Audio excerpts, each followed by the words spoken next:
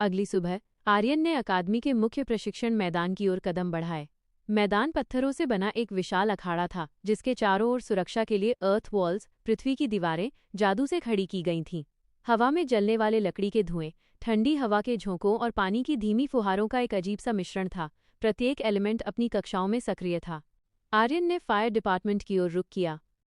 Fire department के प्रवेश द्वार पर एक विशाल पिघले हुए पत्थर का द्वार था।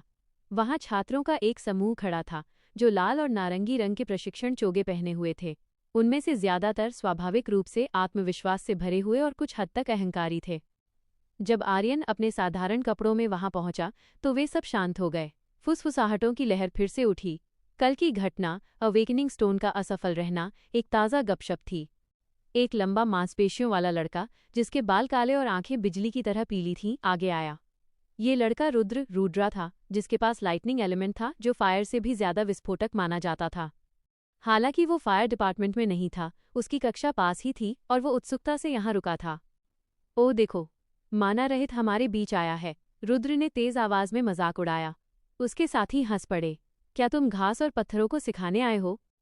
यहाँ हम आग लगाते हैं नौजवान, तुम्हारे जैसे कमजोर लोग नहीं। आर्यन ने रुद्र की उपेक्षा की। उसका ध्यान केवल एक चीज पर था, इस समूह में शामिल होना और जिंदा रहना। तभी एक गहरी गरजती हुई आवाज ने चुप्पी तोड़ दी। रुद्र, अपने एलिमेंट की चिंता करो, तुम फायर डिपार्टमेंट के प्रशिक्षक नहीं हो। एक विशाल काया वाला व्यक्ति सामने आया। ये गुरु वेदांत थे, फायर डिपार्टमेंट के सबसे पुराने और सम्मानित शिक्षक। उनके चेहरे पर जलने के पुराने निशान थे और उनकी आंखें शांत लेकिन भेदी थीं। वह जानते थे कि कैसे अपनी आवाज से भी आज्ञा मनवानी है। रुद्र ने तुरंत चुप्पी साध ली और चला गया। वेदांत ने आर्यन को देखा। तुम्हारा नाम आर्यन है, सही?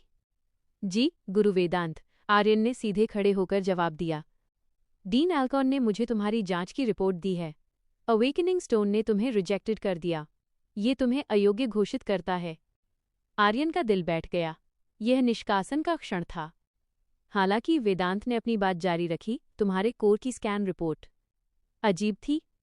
उसमें कुछ अस्थिरता दिखाई दी। मैं ये मानकर तुम्हें एक मौका दे रहा हूं कि तुम एक लेट ब्लूमर हो। ऐसे कुछ मामले हुए हैं जहां कोर को जागने में समय लगता है। तुम हमारे साथ प्रशिक्षण करोगे, लेकिन तुम्हारे पास 2 सप्ताह हैं। यदि तुम अपनी फायर माना को प्रदर्शित नहीं कर पाए तो तुम्हें वापस भेज दिया जाएगा। आर्यन ने कृतज्ञता से सिर झुकाया। धन्यवाद गुरु, मैं आपको निराश नहीं करूंगा। द फर्स्ट लेसन, माना फ्लो। द फर्स्ट लेसन, माना फ्लो। प्रशिक्षण शुरू हुआ। वेदांत ने नोविस मेजेस को उनके एलिमेंट के सबसे बुनियादी सिद्धांत सिखाए। माना फ्लो, माना प्रवाह। याद रखो फायर मेजेस, फायर को कभी दबाना नहीं चाहिए। ये इच्छा है, ये आवेश है। अपने कोर से माना को चैनल्स के माध्यम से खींचो और उसे अपनी हथेली में घनीभूत कॉन्डेंस करो, वेदांत ने कहा। उन्होंने स्वयं प्रदर्शन किया। उनकी हथेली में तुरंत एक तेज, नारंगी लपट जल उठी। लपट स्थिर थी, नियंत्रित थी, लेकिन उसमें भयानक गर्मी थी। अन्य छात्रों ने अभ्यास शुरू किया। उनके लिए ये सहज था। वे अपने कोर को बस आदेश देते थे और उनकी हथेली में उनके एलिमेंट की ऊर्जा तुरंत प्रवाहित होने लगती थी। एक छात्र ने तुरंत एक छोटी सी आग की गेंद बना ली। वह खुशी से चिल्लाया। लेकिन आर्यन के लिए यह एक दर्दनाक मानसिक कसरत थी। उसने आंखें बंद कीं। कोर के अंदर लाल फायर और नीली विंड फिर से लड़ रही थीं। मुझे केवल फायर चाहिए। विंड, शांत रहो, शून्य पर रहो।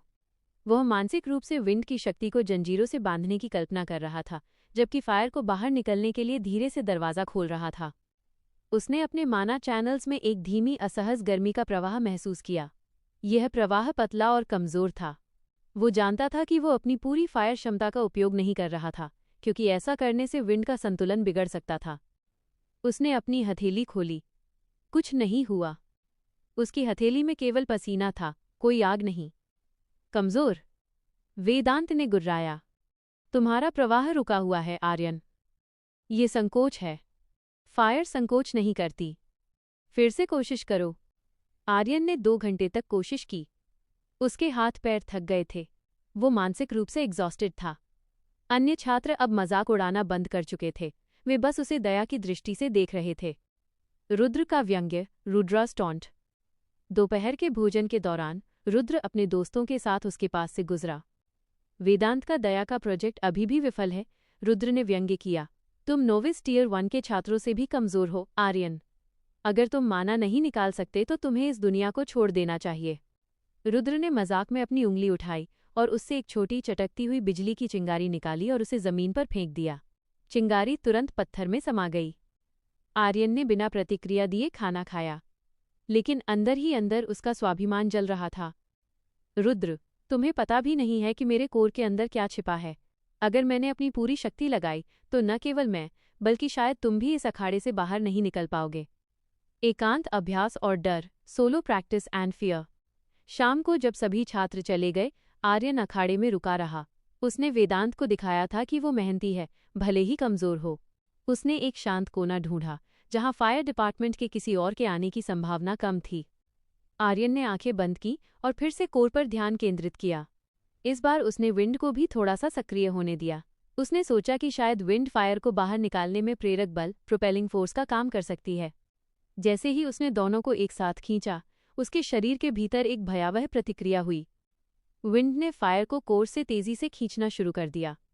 फायर अनियंत्रित होकर उसके चैनल्स में गर्मी का एक ज्वालामुखी बन गई। बहुत तेज। आर्यन घबराया। उसकी दोनों हथेलियां तेज, असहनीय गर्मी से धधक उठीं और उसके शरीर से पसीना नहीं बल्कि भाप निकलने लगी। यह फायर की शक्ति थी जो विंड की मदद से विस्फोटक बन गई थी।